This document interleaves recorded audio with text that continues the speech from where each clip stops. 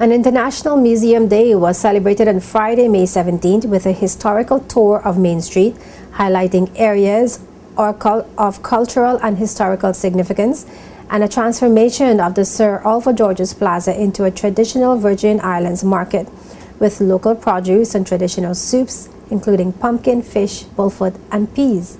The day ended with the reenactment of the historical 1949 march that was pivotal in the restoration of the Virgin Islands legislature. Sean Rose has this report. Not many may recall that the Sir Olver Georges Plaza was once a vibrant marketplace for vendors and consumers to converge. It may not have been too difficult, nonetheless, to recognize how convenient the location still is today for showcasing a range of local commodities in a celebratory atmosphere, flavored by the appealing aroma of a traditional Caribbean market and energized by the sound of Virgin Islands fungi music.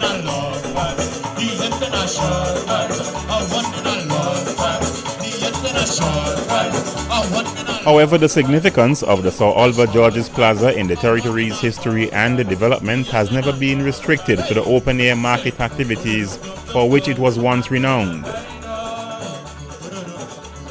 This plaza has also been a site for political activism. One such activity was the culmination of the 1949 March for Constitutional Transformation in the Virgin Islands. We want our own government. We want our own government. We want our own government. Get out or be put out. Get out or be put out. Get out or be put out.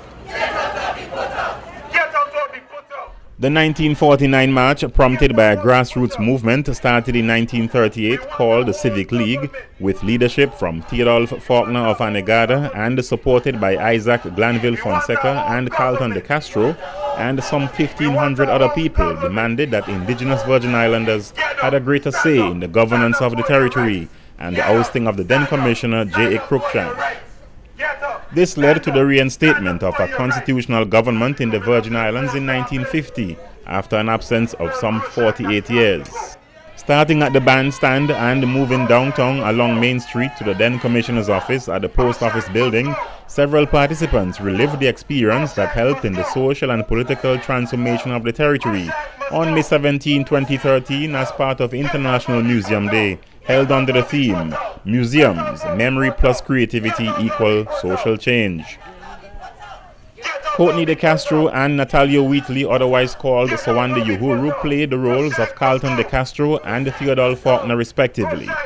They later shared their views on the significance of reenacting the symbolic march. I think it's very important that we reenact a lot of things that happen in this country so that everyone, young people, the older people, the new visitors, the new people who have become citizens, to get a chance to understand where the country has come from and where it should be going.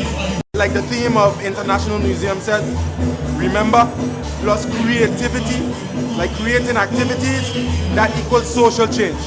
So if we could remember the sacrifices of our ancestors and we could create our own activities, we could change all the things that we are not comfortable with and we are not satisfied with in our own society.